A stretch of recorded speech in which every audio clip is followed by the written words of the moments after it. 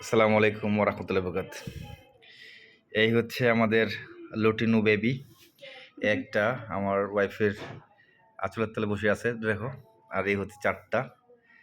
আলহামদুলিল্লাহ, দেখতে পাচ্ছেন রেড আই লটিনু 4টা বেবি। দোয়া করবেন সবাই আমাদের এই 4টা বেবির জন্যে, যেন ভালোবাসা দিয়ে আদর যত্ন দিয়ে এদেরকে আমরা বাঁচায় রাখতে পারি এবং আমাদের সাথে রাখতে পারি।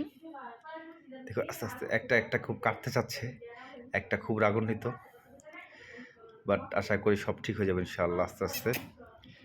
আগামী 1 সপ্তাহ, আপনি জানেন এখন জানুয়ারি মাস, আজকে হচ্ছে গিয়ে 16 তারিখ, ঠান্ডা পড়তেছে।